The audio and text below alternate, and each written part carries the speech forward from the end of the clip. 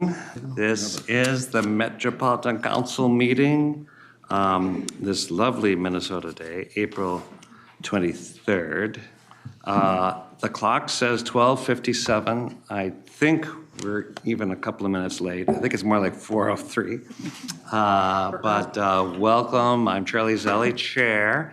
And as we have been doing this past month, we have started our meeting with a Dakota Land, Water, and People acknowledgement, and we're sharing that task, starting with District 1, and although the Vice Chair, Reva Chambliss, read it at our last council meeting, and I am speaking slowly to give Councilmember Johnson at least a 3-minute warning, because I just talked to her, that I'm going to ask her to read the acknowledgement. So, Councilmember Johnson. Thank you, Mr. Chair. And in fact, a couple of meetings ago, the Management Committee already is in the habit of reading those. I think we might have been the first to read the acknowledgement, and we'll be doing it quarterly, but we acknowledge the acknowledgement at the beginning of all of our agendas. So it's my honor to kick this one off today. So this is the Dakota Land, Water, and People acknowledgement. The Met Council acknowledges that the land we currently call Minnesota, and specifically the 7-county region, is the ancestral homeland of the Dakota Iote, who are present and active contributors to our thriving region. As part of the Metropolitan Council's commitment to address the unresolved legacy of genocide, dispossession, and settler colonialism, and the fact that government institutions, including the Metropolitan Council, benefited economically, politically, and institutionally after the forcible removal of the Dakota Iote, the Metropolitan Council is dedicated to instilling land, water, and people commitments in regional policy. These commitments support the Dakota Iote, the 11 federally recognized tribes in Minnesota, Ho-Chunk Nation, and the American Indian communities, representing over 150 diverse tribal nations that call the 7-county region home. Thank you, Mr. Chair. Thank you. And now we have a packed agenda, but our overview information session later on is about capital maintenance, which is a topic that we've had a great interest in over the past few years.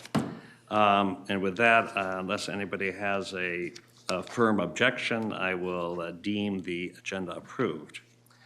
But we do need to vote on the council meeting minutes from April 9th.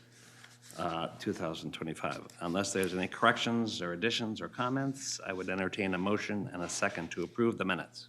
So moved. Thank you. Thank you. Thank you.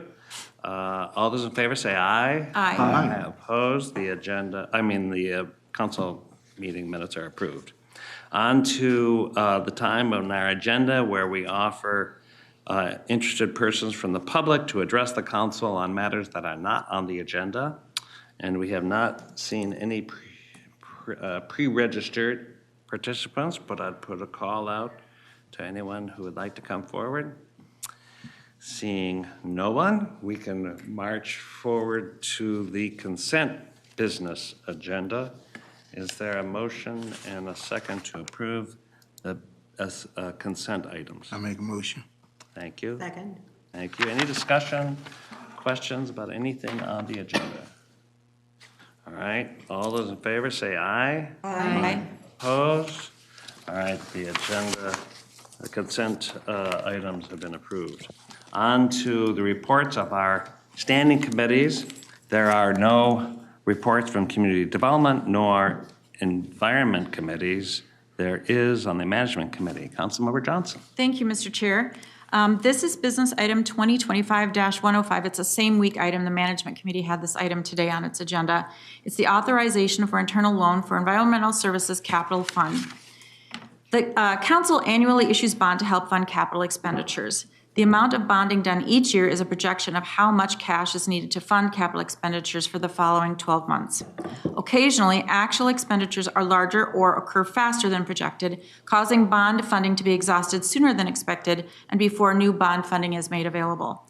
This is currently the case for environmental services capital bond funding. The primary driver for this was the lack of a state bonding bill in 2023. This caused a large $10.8 million project to not be able to use PFA, and that's Public Finance Authority loan funding, as planned. The project had to change its funding source from PFA loan funding to bond funding. This project was not in the projections when 2024 bond funding amounts were determined. This change caused bond funding from June 2024 to become exhausted in March of this year, 2025, slightly earlier than expected. New funding coming from our 2025 bond issuance is not available until May 1st. This business item requests an internal loan to cash flow the short-term funding gap. Council Policy FM 2-2, Finance and Asset Management, allows short-term loans to be made across units to meet such temporary cash flow needs. Under this policy, any negative fund balance that occurs for more than 3 months or is greater than $10 million must be approved by the council. It is expected that this funding gap will hit the $10 million policy threshold in late April. This approval is not authorizing any new capital spending. It doesn't change the budget. It is strictly for cash flow. Funding comes from the general investment pool and interest is charged during that time. So with that, Mr. Chair, I would propose that the Metropolitan Council authorize an internal loan to fund environmental services capital expenditure cash flow needs until 2025 bond funding is available. Thank you. Is there a second? Second. Thank you. Any discussion? No? You go ahead. Sure, Mr. Chair. The chair and I signed the bond documents today, so we're getting very close to, I mean, when we say this is a short-term cash flow piece, Correct. We're talking quite short-term. So just be aware that the final authorization of the bond sale being done and completed, signed off on, is being processed as we speak. And if I may, Mr. Chair, just to add on, we had a great report today on how our bond sales came in, and they were actually lower than our projections for interest rates. So Mark Thompson and the team did a great job on that. So we're in such a good position, and the timing of this will be very short but necessary at the same time.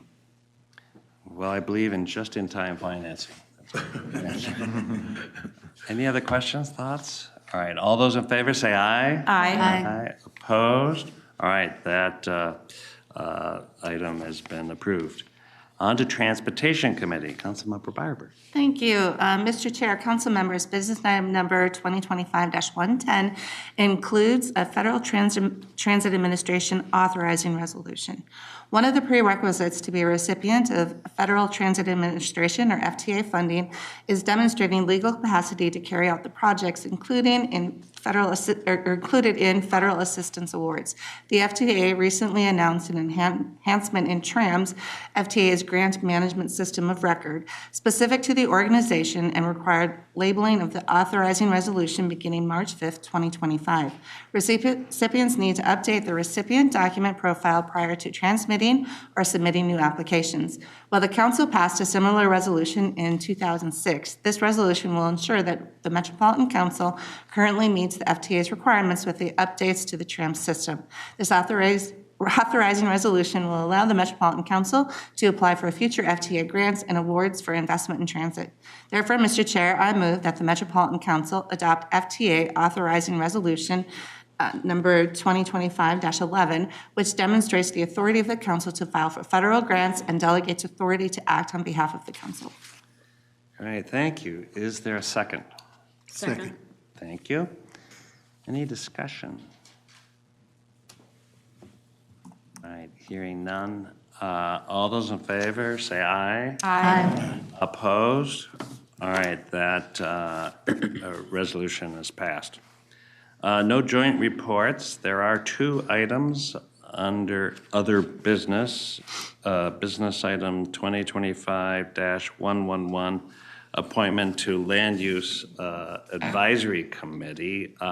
As many of you remember, all the LUAC, we call it, member terms expired in January, but since then, we've made a significant effort to recruit for qualified members, and just last meeting, we approved appointments for 15 out of the 17 seats on the committee. Tonight, we have a recommendation to fill the vacancy in District 14, which would leave a remaining vacancy in District 15. And I also, like last time, want to thank Councilmember Morales and Councilmember Wolf, who constituted the nominating committee. So again, thank you for your service there. So today, action is to approve the Heather Worthington as District 14 representative on the Land Use Advisory Committee. Is there a motion to confirm that recommendation? So moved. Thank you, Second. thank you. All right, any discussion? All those in favor, oh, Peter. I just want to say a quarter of a century ago, 25 years ago, I was a young city council member. And one of my first votes was to vote in favor of Heather Worthington as our city administrator for the city of Falcon Heights. And it was a darn good decision at that time, and it'll be a darn good decision to appoint her tonight. And I appreciate you saying that. I just saw Heather the other day, and we've tracked her a lot in all the responsibilities, the various places she's been, so. Mr. Chair, if I may too, I've known Heather for a very long time. She's got a great resume and career, and she passionately loves regional government and all the things that we do here, so she'll be awesome. It'd be really nice that she's giving her time for this. Okay, one more. All right. All right. I just cannot not speak to Heather's nomination and approval here as we're voting on it. She is fantastic, and she will absolutely do a really good job for us on land use. I've worked with Heather. Ryan and I, of course, did, the administrator and I. No, what is your title? Regional administrator. We'll go with whatever you want. Right. At Ramsey County. And Heather loves this community. She has been of great assistance in helping to, at Ramsey County, move forward the agendas that the board and our county administrator had set forth for transformation. And she helped in many areas, including transportation, which is so very important to us, and transportation and land use kind of go hand in hand. So I'm really looking forward to her coming on board. And thank you for suggesting that and bringing her forward. Thank you, Peter. All right, with that, I will call the question. All those in favor, say aye. Aye. Opposed? All right, Heather is confirmed. And on to business item 2025-112, the Equity Advisory Committee, the EAC. On March 18th, the Equity Advisory Committee voted to appoint a new co-chair, and this has been done internally, but we want to confirm that here at the full council. The term of the current co-chair, Vanessa Jenkins, ended in January, but she agreed to stay on, and I really want to thank those council members who are engaged in the EAC, and I think Co-Chair Pacheco, this is somebody who will help you, and by the name of Carmianne Foster. So I am making that recommendation, and I want to thank those members, including John, who's helped bring the EAC and this membership to a full engaged roster. Do you have any comments? Yes, actually I do. And this position is serving as co-chair, and Carmianne has been a strong contributor to the committee. It's a nice and steady hand on it, and I'm looking forward to serve as a co-chair with her. But the committee has been doing some great things lately, and one of the reasons we have members like Carmianne on her. Great. Then would you be willing to make that motion? Okay, I'll move to appoint Carmianne to the as co-chair of the Equity Advisory Committee. Great. Is there a second? Second. Any other comments? Councilmember Lee. Yeah, thanks, Mr. Chair. Carmianne is a phenomenal leader. She founded a wonderful justice nonprofit in North Minneapolis. She does great work in the criminal justice field. She has an incredible background. She has like a couple of masters, a JD, and she's pursuing a PhD.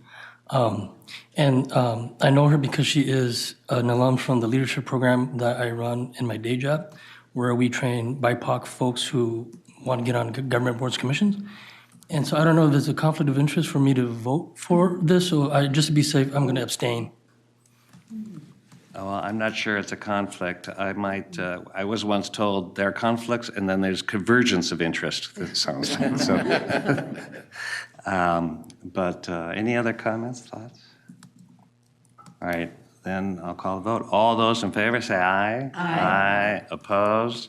All right, that appointment has been ratified. Thanks, everyone, and thank you, too, for your favorable comments.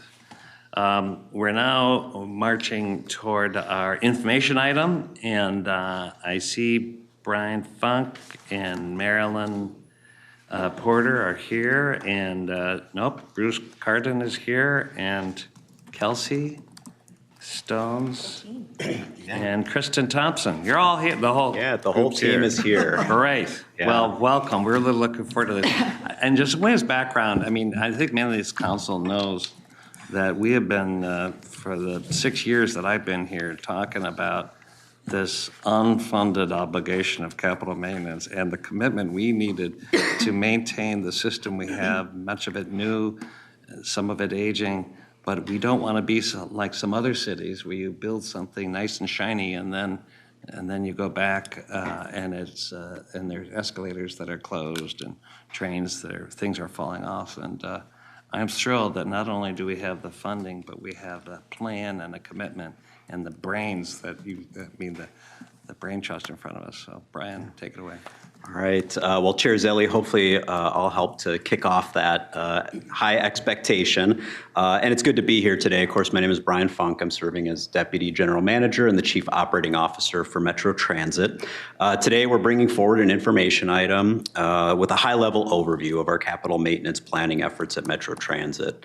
As Chair mentioned, our efforts to maintain the system are critical for our long-term success in the region, and we really appreciate your support as we do that.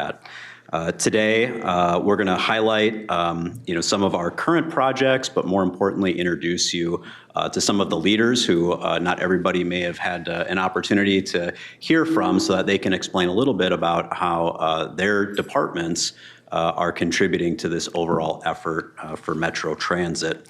And then Kelsey from our marketing team is going to be providing sort of a spotlight of a project that has been in the works for a number of years. It's taking care of a state of good repair project on the Metro Blue Line with a new branding that I'll allow Kelsey to unveil for everyone. As I transition in just a moment to provide some space for introductions, one thing I do want to mention on such a beautiful day, it's a great day to start a construction project. And so later tonight, we will begin a project that has been funded over the last couple of years and will be completed over the next 20 days or so on the south end of the Blue Line. This work will require us to replace the trains with buses between Fort Snelling and Mall of America. However, it has been well covered in local media. We've been working with our partners, our teams, our contractors, and those other agency partners are all ready to go so that we can take care of the system and demonstrate that we continue to be a good investment for the region. And so with that, we'll do quick introductions, and then I'll provide just a high-level overview on our capital budgeting, just to reframe everyone on that process. And so we'll start with Marilyn. Marilyn Porter, Director of Engineering and Facilities. Hello, I'm Bruce Carden. I'm the Deputy Chief Operating Officer for Maintenance.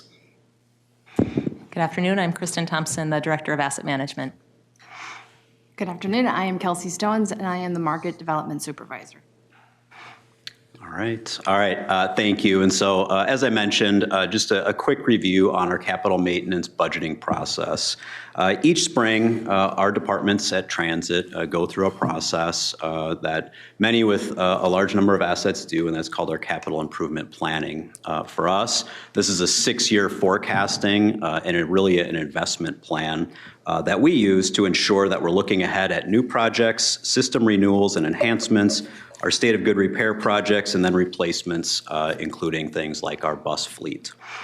We have focused areas for investment, including transit ways and projects to support the expansion, support equipment and vehicles, our public facilities for customer uses, our support facilities where our employees are completing their work, and other enhancements to our system.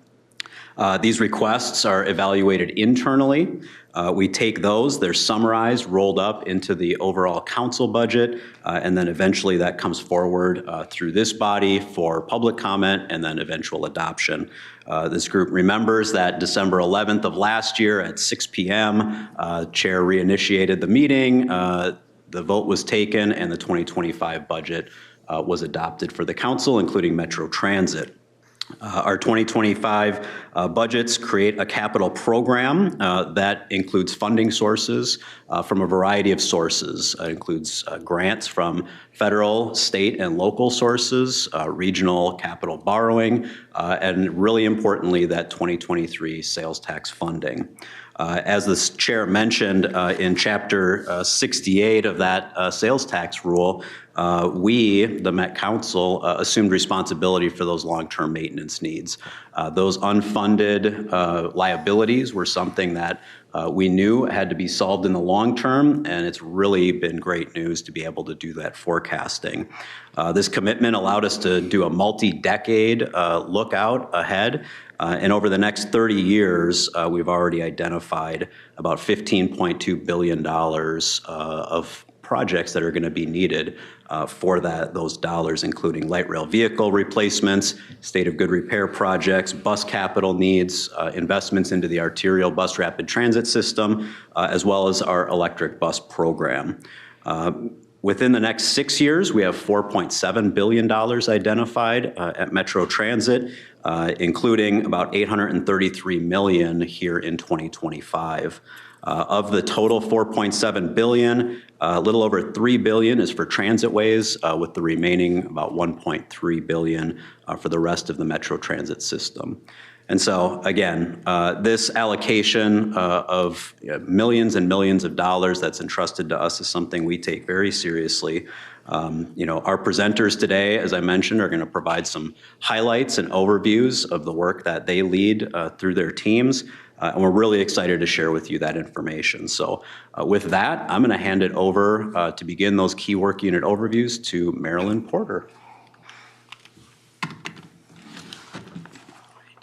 Again, council members, Chair, council members, again, Marilyn Porter, Director of Engineering Facilities, and as Brian said, I'll provide a brief overview of our Engineering Facilities Department. So as our mission statement implies, we plan, build, and maintain infrastructure related to bus and rail. We think of our work in two buckets, public facilities, which is the public facing, and then support, which are the garages and office facilities, et cetera. The Engineering Facilities Department is comprised of 4 business units, engineering, construction, and facilities maintenance. Each unit is very unique, and I'll talk a little bit about the planning and administrative unit. That unit is really responsible for support facilities planning, which is, examples would be a support facilities strategic plan or operator restroom design guidelines. Also, they're involved with data and business systems, bus stop accessibility data collection, maintenance strategic planning, cleaning and repair standards, and also our BRT facilities readiness plan. So, and the list goes on. So, our engineering construction business unit is comprised of our public facilities engineering, our support facilities engineering, rail engineering, public and support facilities construction. A little bit about them. They oversee the construction and manage construction contracts for bus and rail, and support our major rail refurbishment projects, which you'll hear a little bit about later. And they also work on arterial BRT projects as well, construction oversight. And also in that group is our sustainability team, our structures team, and electric bus infrastructure. And then last but not least, facilities maintenance. They're comprised of our support facilities and team and our public facilities team, our janitorial services, and our electricians group as well. Our key projects, better bus stops. I think you've heard probably a lot about that in the past. Public art, I think a couple of weeks ago, Mark Granlund presented before this group. Other major capital project examples are Lake Street Midtown LRT renovation, which is going to be going through a complete overhaul soon, and our Franklin Avenue LRT renovation as well, which is currently in design. So a whole host of projects, and I already mentioned the rail projects, which will be touched on a lot later. We're comprised of 304 total budgeted staff, FTEs across all four of the business units. Just a little snapshot here. Our public facilities group workers, our budgeted count right now is 96. Our vacancy right now is about 43. Public facilities technicians, you can see the numbers there. So again, trending in the right way. We're working with our marketing department to do some advertising, and we're well on our way to make sure we increase those numbers and do what we need to do in terms of cleaning and repair. So with that, I will turn it over to Bruce. Okay, thank you. So Bruce Carden, I'm the Deputy COO for Maintenance, responsible for the bus vehicle maintenance, light rail, commuter rail, as well as our systems maintenance, which includes our traction power, signals, and communication system for the rail vehicles. First, highlighting the bus and rail maintenance areas. We're responsible to make sure that we have safe, clean, reliable, efficient vehicles out there to serve the public. We're behind the scenes, but the product that we produce is essential for the experience that our customers have every day. We're in a field that's changing technology, and so the use of technology to help us improve both the product as well as the environmental impact and the safety of those vehicles are all essential for us to be successful, and so we're working on continuously improving our systems and our processes to provide good transportation. Of course, our most important asset are our employees, and so providing the skills and the training and development for them, as well as a safe and well-equipped shop for them to do their work is critical for our success. Staffing snapshot for us highlights the numbers that it takes to maintain our fleet, and for between light rail and bus vehicle maintenance, we're budgeted for almost 400 technicians, over 100 helpers, and nearly 50 cleaners. So total of over 550 frontline maintenance employees that support the fleet of vehicles. We're currently understaffed on some of those positions, and particularly our maintenance technician. In the region, it's a role that we have much more demand than people available to fill those roles. And so we're competing with a lot of different groups to get our technicians, and we're actively pursuing some additional ways to recruit and retain our technician group. So we're currently have over 100 vacant maintenance technician positions that we're working to fill over the next 2 years in order to be prepared for the light rail extension as well as bus expansion over the next several years. Some of the key projects are bringing in new buses, both the 60 and 40-foot vehicles, a combination of battery electric as well as clean diesel buses that need to be procured and brought in on a regular basis. And in terms of training our frontline bus mechanics, we've just begun our second cohort of our bus technician apprenticeship program, and it's going very well. The folks coming in come from a broad range of experience before this program. We've just graduated our first cohort from their training focused into their on-the-job verification that they have obtained the skills and are doing that. And I'm getting great feedback that the program has brought forth well-trained and prepared technicians for the future. We're in the process of expanding our non-revenue vehicle maintenance into the old Reuter garage, and so that's a project that this year is going forward. On the light rail side, rust mitigation and several component overhauls are ongoing. On our rail and systems maintenance team, like all of maintenance, it's happening 24/7. They're focused on the inspection and repairs, and this group particularly is doing those in the system where we run our trains. And so it's either done late at night or under protection to provide safety for them so that they can work while trains are in operation. And they're often the folks that are responsible for response when there are issues in the systems to get the trains back moving quickly. They're responsible for the cleaning and repair in the right-of-way, and as well as maintaining our control systems. Their SCADA, which is Supervisory Control and Data Acquisition. That is our system that tracks our trains to make sure that the switches are aligned right and they're kept safe in the system. Also ensuring that the tunnel intrusion and bridge control systems are well maintained. Staffing on that group is a bright spot. We currently, of the 65 employees in that group, there's only one that's not either in place or has an offer out to replace positions that are vacant. So great work has been done over the past couple of years to get that team fully staffed. Now, in preparation for Southwest expansion, we're going to have to staff that group up over the next couple of years beyond what they currently are doing, but we're pleased to see the progress on staffing there. On projects, this year during the winter season, every winter season, we have a series of rail breaks. The freezing and thawing does a number on steel.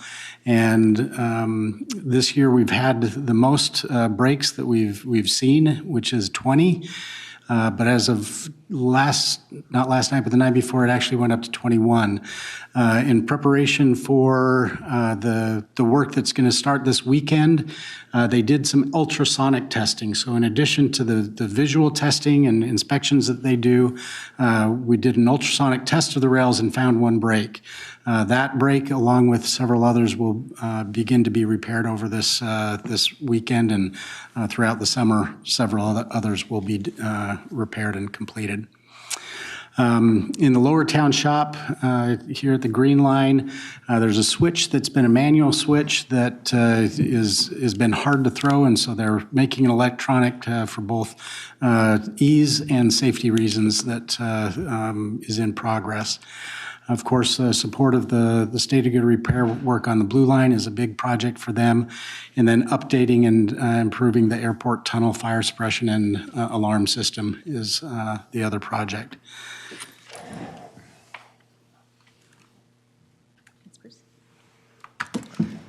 All right. The asset management team is the newest of the groups being highlighted today. We were just formed back in 2022. It was really kind of timely recognition of how quickly our system was expanding, and there's a great need to support all the maintenance teams across the organization with kind of best practice asset management approaches and tools. So the group's responsibilities have been evolving as we've kind of seen the needs and worked to evolve to meet them. Our initial focus, we really started looking at asset data and technology tools, a lot of really sort of kind of baseline setting the groundwork that we need. For example, we've done a lot of work on GIS data development, developing the data structures we need, as so much of our infrastructure is spread across the region, and there's a really key geospatial component to that. More recently, we've been developing more of our asset planning capabilities. So this kind of relates to the FTA asset management compliance requirements as well. The FTA has a requirement that the Metropolitan Council produce a transit asset management plan every 4 years. We're working to develop plans at a level below that called asset management plans for each asset group. So that's going to be a new initiative that we're working on to partner with our the maintenance teams and other business units across Metro Transit to kind of coordinate our asset management activities in a new way. Our staffing, we are, as I said, kind of a small and mighty team. Right now we have 18 budgeted positions, 10 of those are filled, 6 more are in classification or recruitment. We've been growing over the past few years as we see the needs and kind of identify the skill sets that we need. Some key projects that we have, many of you saw the presentation at Management Committee about our enterprise asset management system. So that's a huge work effort that we're taking forward into implementation in the next few years. There's a lot of behind the scenes work to prepare for that, getting our data ready, making sure we coordinate training opportunities, making sure the system is configured to meet everyone's needs. So while this is an enterprise project, of course, we're partnering with ES, IS, other divisions. We are the kind of the key implementers for the transit working groups. I mentioned the Asset Data GIS initiative, and that will really help us to prepare for the EAMS project because modern EAMS systems connect natively to GIS systems. So we've been doing a lot of preparation work that will feed into that system implementation.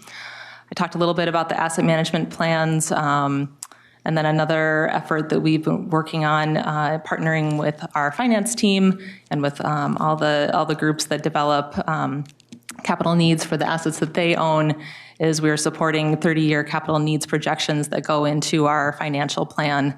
And so we're kind of continuously improving our approach to that and making sure we're prepared to identify the needs that we have so that we can kind of stake out what is needed to take care of the system out of that generous funding that we've been lucky enough to receive in the last few years. So with that, I will hand it over to Kelsey to talk about our Blue Line projects. Great. Thank you. So I'm going to close out today with a high-level view of a Renew the Blue state of good repair for the Metro Blue Line. So a little bit about the project. So there are key components and infrastructure along a segment of the Metro Blue Line that are in dire need of critical upgrades and replacements. This work is going to be essential to maintaining a safe, reliable service and protecting our long-term transit investment. The project is going to follow a 3-year construction timeline beginning this year. In 2025, we'll have a 9-day full closure of the Blue Line in September. In 26, we'll have a 45 full closure planned for June and August. And in 27, the final phase will include a 53 full-day closure in April and May. Construction is going to take place between Terminal 2 and the Cedar Riverside stations, impacting a key segment of the Blue Line that connects the airport in downtown Minneapolis. So we're taking a comprehensive customer-first approach to the communications and support throughout this entire project. Our goal is to ensure that riders stay informed, feel supported, and always know their options, and here's how we're going to make that happen. MetroTransit.org/RenewTheBlue will serve as our central hub. It'll offer real-time updates, detailed information, and a stakeholder toolkit for businesses and community partners. Riders can also sign up there for the project update e-newsletter. We'll provide brochures, maps, and presentation boards designed to clearly explain what's happening, when, and how to navigate those changes. Customers will see messaging along the Blue Line, including a full train wrap within the Blue Line corridor, kiosk posters, and digital ads, all helping to raise awareness in the corridor prior to the closure. We'll reach an even broader audience through print, digital, and radio ads available in multiple languages to ensure accessibility for all our riders. Kevin Murray from Community Engagement will lead a proactive outreach supported by creative assets and materials that will help prepare riders for each closure. And we'll also keep our staff informed. Key updates will go out through internal newsletters, posters, and detailed ambassador resources so employees are ready to support our riders and guide them through the service changes. And finally, and most importantly, after each closure, we'll conduct a survey to gather feedback from both riders and stakeholders. This is going to help us understand what worked and what didn't, and how we can improve communications and outreach strategies heading into 2026. I'm sorry. I missed a slide for you guys, I'm sorry. Connecting with businesses and community throughout the project is going to be vital to our success. And that's going to include understanding what the community needs. Identify businesses and residents directly impacted by construction, gather input through meetings, surveys, and direct outreach, collaborate to deliver clear, accessible communications. Communicating construction strategy, leaning on multiple channels such as flyers, Renew the Blue e-newsletter, and social media to help broadcast our message through the project.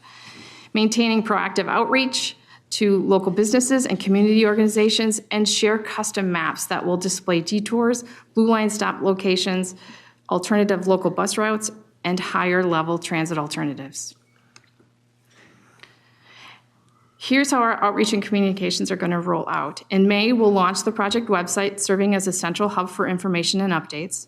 Through June and July, we'll focus on preparing the market for the upcoming closure, and this is going to include our transit media assets, distributing that stakeholder outreach toolkit, and community outreach to ensure early awareness and engagement. Then in August and September, we'll launch our paid media campaign to reach a broader audience and reinforce the key messages as construction approaches. And this slide is the project team that's working on from the various divisions. I'm leading this team, and there's a lot more people that are not represented on here, but these are the core folks that if you had questions about something specific, they're the people that you'd want to contact and reach. I think that's closing it out. What a nice looking group.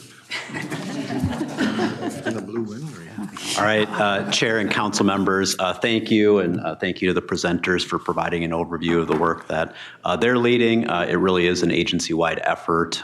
We can't have the entire agency here this afternoon, but just want to make sure that everyone has confidence that we take this work very seriously and we plan accordingly. And as Kelsey mentioned, want to ensure that we're keeping our customers in mind both today and then communicating about the benefits for the long term. So I'll stand for questions. They'll continue sitting for questions. But yeah, happy to entertain any comments today. Great, thanks so much. I really appreciate the presentations. And it is something I think we're all kind of really interested, kind of peeking under the hood from a high level, what all goes into maintaining the system.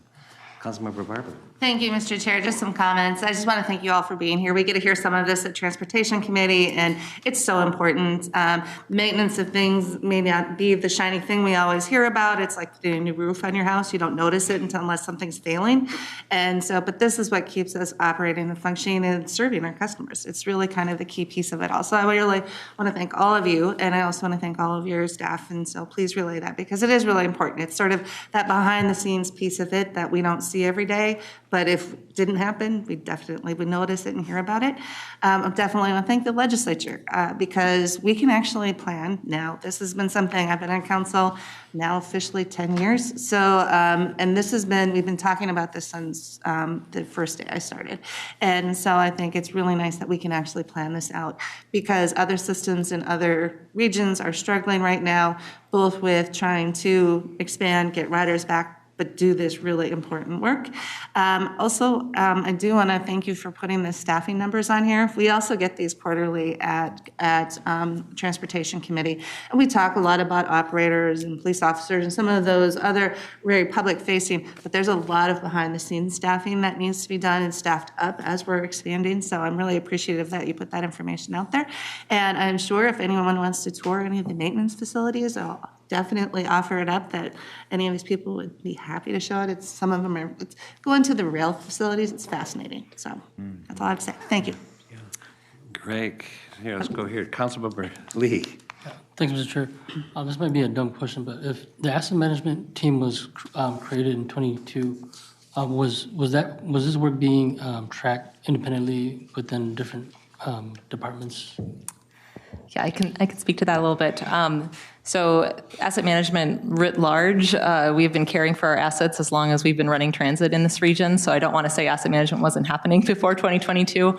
I think an important milestone was when the FTA issued guidance for transit agencies, and we started having formal requirements First TAM plan, for example, was due in 2018. At Metro Transit, the approach taken at the time was more their sort of key individual contributors who were doing that work and coordinating across the organization. And so the formation of a department was a recognition that we really needed to level up to support our growing transit network. Does that answer your question? Yeah, thank you. Great, thanks. Councilmember Johnson. Thank you, Mr. Chair, and I just want to add my thanks to all of you who have been working on this, and I want to do a shout out to Cassandra Tabor and the whole HR team.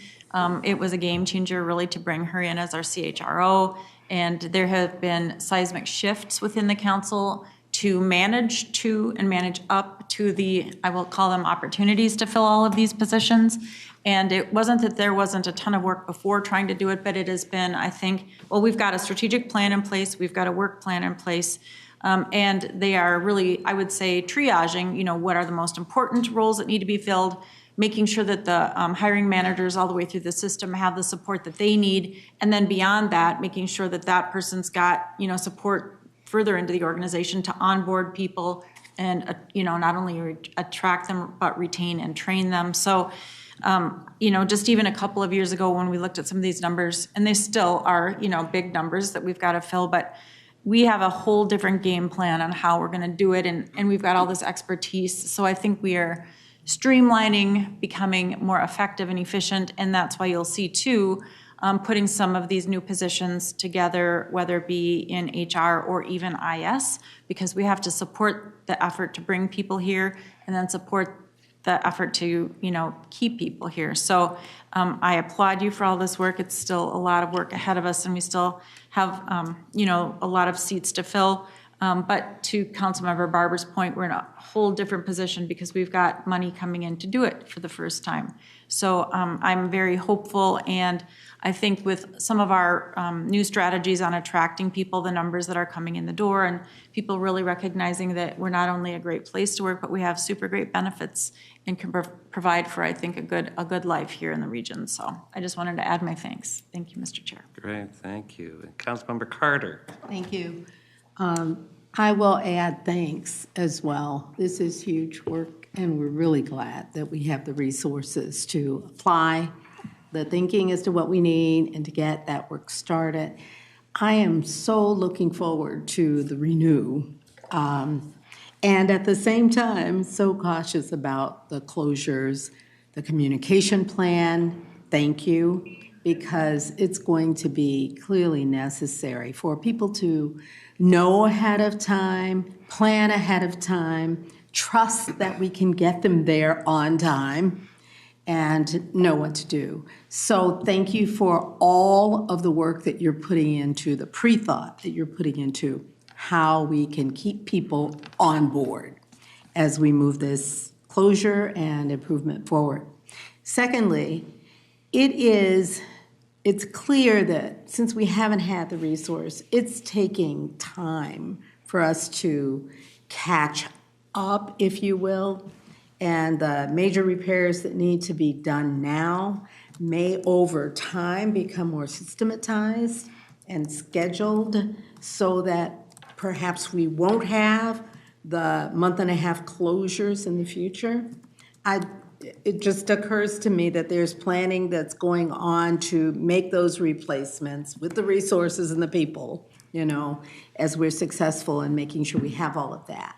And so that future replacement and maintenance work can perhaps be more or tighter, less time for closures. Am I making an assumption that's out of line, or is that true? Mr. Chair and Council Member, no, I don't think you are. That is one of the goals that we have, and as you indicated, we did not have the resources to really lean in and advance these projects in the time that we wanted, and so we were doing them as funding became available or as the needs became so critical that we had no alternative and had to allocate resources maybe for other projects into that.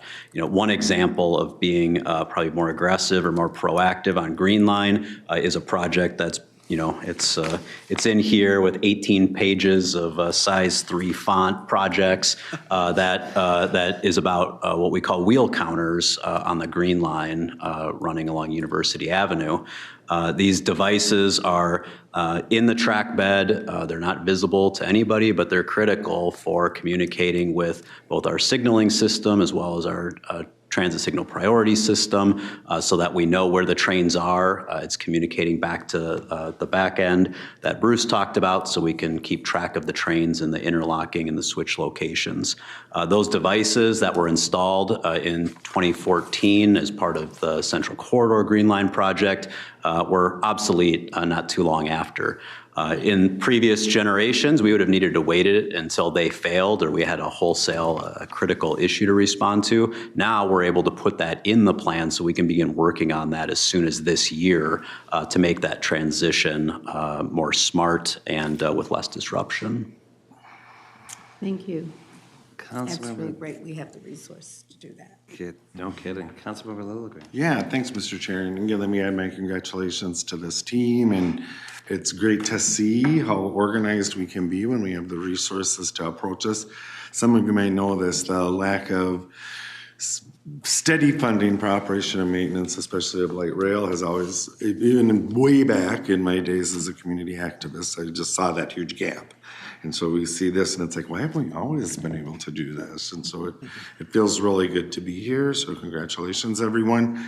I have one thing I want a question about impact on the surrounding community. So most of this closure that's in the city of Minneapolis will happen within the district that I represent. And I'm especially familiar with the Franklin LRT station and the Lake Street station as well. And with the community engagement and the thinking of understanding community needs, I'm just wondering what kind of thought has gone into sort of the displacement of some of the activities that happen around the LRT stations. And famously, we're trying to make those safer, calmer kinds of places, and we've had some success, but they do tend to attract certain kinds of activities that have impact in the community. And I would expect once the closures happen and the work at the stations start, that kind of activity will be dispersed into the community. And so we have a lot of good community partnerships going on between either the Homeless Action Team, the Metro Transit Police, local police, community, to sort of keep the peace around the LRT stations. And I'm just wondering what kind of thought has been given to what the impact on the immediate community around the line and the stations will be once the closures occur. Mr. Chair, Councilmember, very good question. Thanks. I can say that we are connecting with the communities very carefully and very closely to make sure that we address their concerns and questions and needs.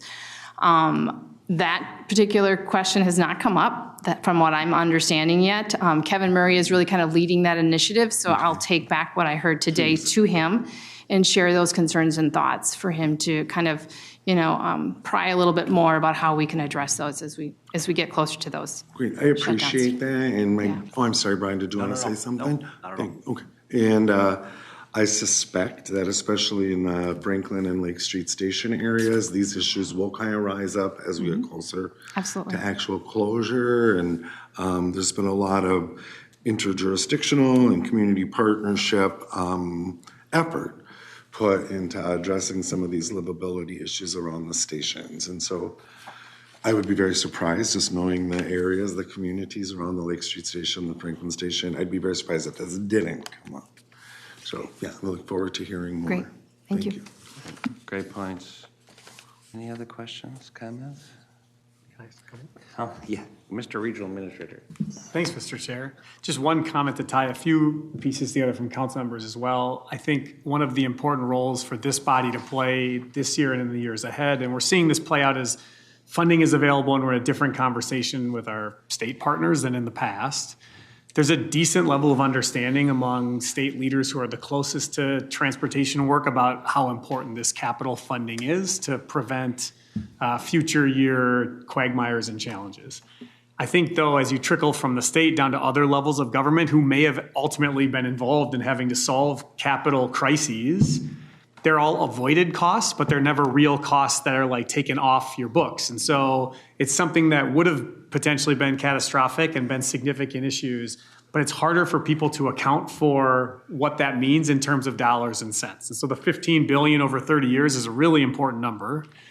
And it's an important number to remember because people often, when they first think about the sales tax money that comes to the council, they do not count that 15 billion because they don't think about that side. They think about the development side of a transit system and maybe some of the operational side.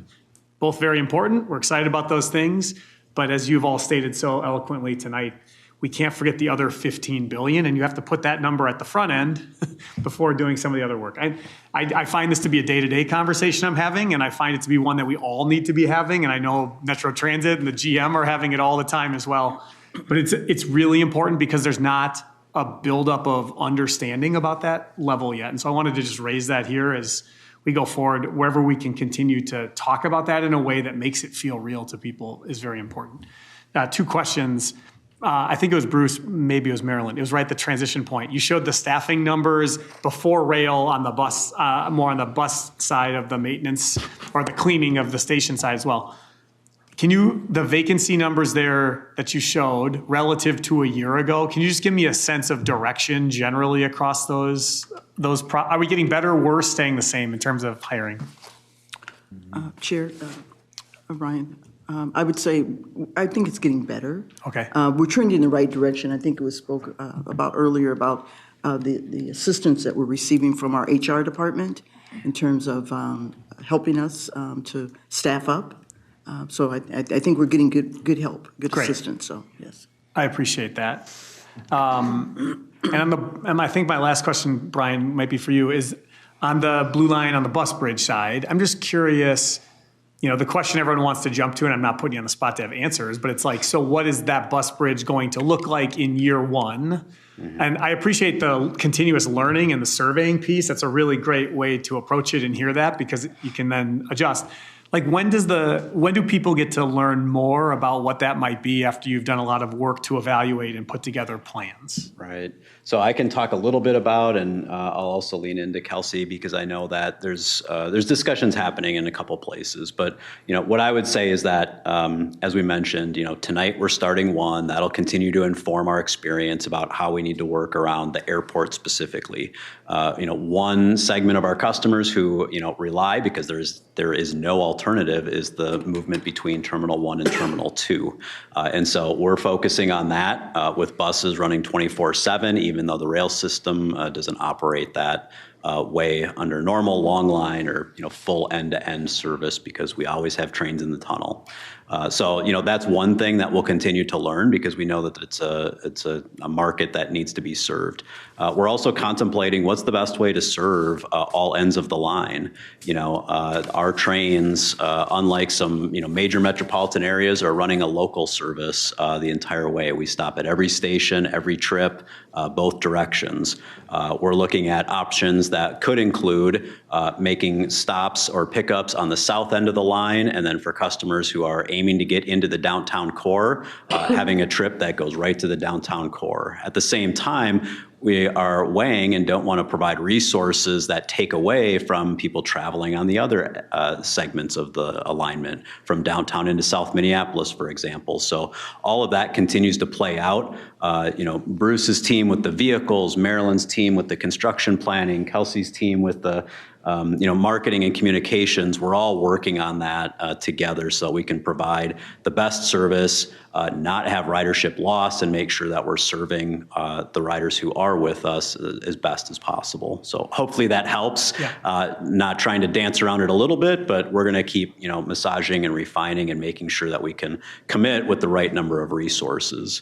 And this is part of our multi-year plan as we're looking at the Network Now implementation that was approved recently. We want to lean in on the local and express service investments, but we also know that we're not in a position to overcommit and then fall flat on our face and not be able to deliver for the Blue Line project that we know is so important. So there's those tensions that we continue to refine essentially, month after month as we're assessing our resource availability. Thank you. Councilmember Carter. Yeah, I just had a question about the technicians. First of all, I was happy to see that you have the apprenticeship program for the technicians. And second of all, when I saw the 102 vacant positions under technicians, I was just wondering what has been the immediate impact of those vacancies and what mitigation efforts do you have to manage those vacancies? Thank you, Councilmember Chair. The impact of being short-staffed is a couple of things. On the rail side, the fact that we're running 2-car trains instead of 3-car trains is helping with that. The staffing numbers that we have budgeted for are geared towards, on the technician side, for full startup of the light rail as well as the bus expansion over the next few years. And so we are able to continue to maintain the vehicles, but there are some aspects that we're getting behind on. And so we're concerned about that. Some things on the light rail side, we've contracted out some of the bigger projects to help bridge that gap. But long term, we've got to get staffed up, and that's the bottom line. Is we've got to find additional ways to recruit, and we've been working with Cassandra and HR and others on the team to contract some external recruiting support to help increase the rate. Back to the administrator's question about kind of the past year, on the light rail side, just over the past 3 months, so since the beginning of the year, they've increased that number by 12. And that's been a huge increase for that group. But at the same time, that group has been increasing. The bus side hasn't been getting very many, whereas the end of the year, the bus side got about 10 in a couple-month period of time. And so it kind of swings back and forth of where we're being successful on recruiting. But we've just got to get that consistent level of recruitment on a regular basis over the next 2 years to be ready for all that's happening. Well, thank you again. You could tell that is of great interest to us. We really appreciate all the work you've done, Brian, and the whole team, and General Manager Leslie is here. Just congratulations on the leadership, and to echo the administrator's comments, it's one thing to have a plan, but it's another thing to actually have a spreadsheet that gives the support for that plan. And that is one, and the work that has been done in finance, actually laying that out, is one of the best tools we've had going to the legislature and saying this money is actually being well spent and it's needed. So with that, I don't have any other reports. Councilmember, Mr. Administrator, nothing? No report. Gail and Sue?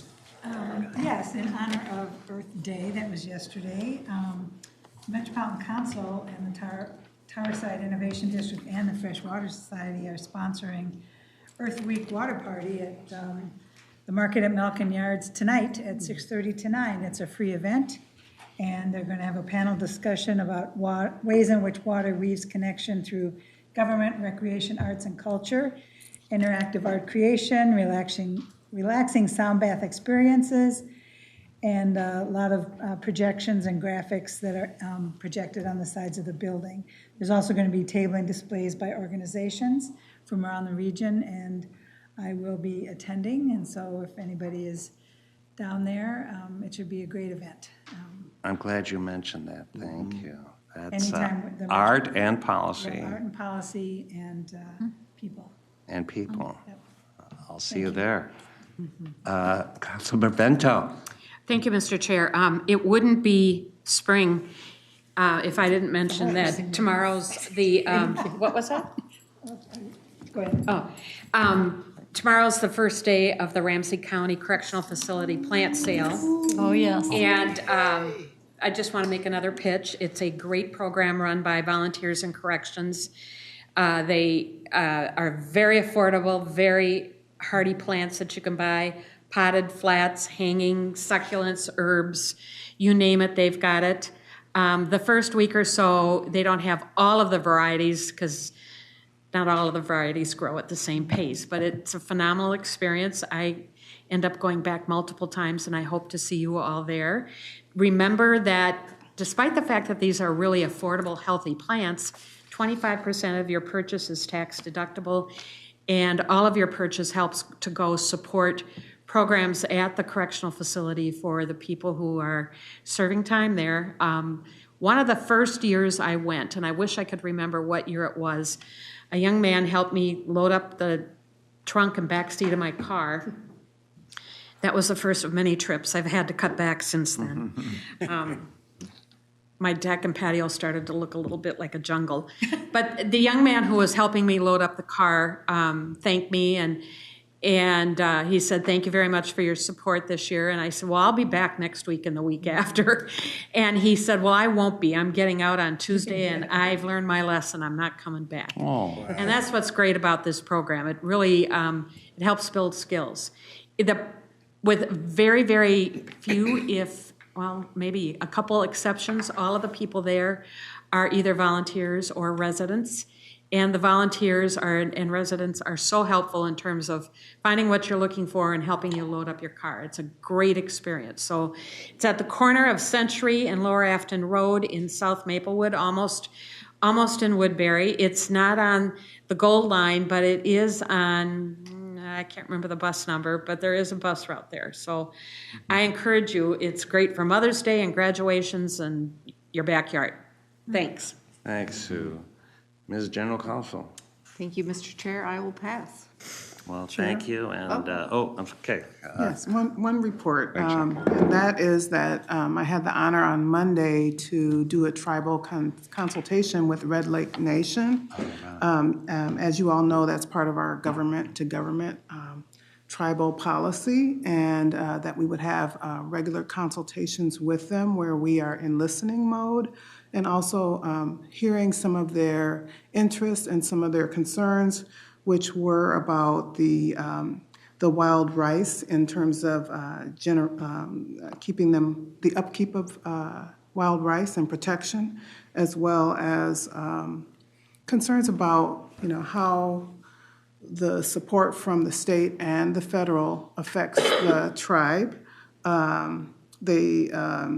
We talked about our acknowledgement that we've done, the land acknowledgement with the Met Council. They want to make sure that they get the needs of their community met in terms of housing, in terms of support for chemical dependency. And they did mention issues about their members that are in Minneapolis as well as on the reservation, one of which would be the Franklin Avenue Station.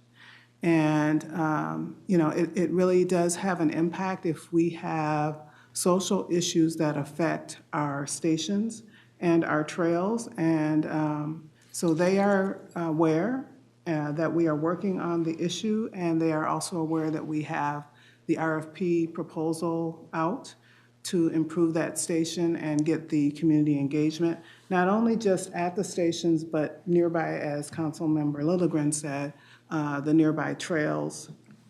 So those are some of the things that we talked about, and how we're building up our support with our tribal liaisons. I went with our manager, Allison Waka, and talked to them about our new program manager in environmental services, John Hunter. Yeah, thank you, Reva, for representing us there at that consultation. Really important.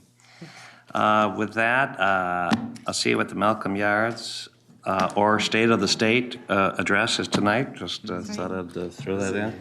And with that, thank you, everyone. Enjoy the evening. It's still light out. This meeting is adjourned.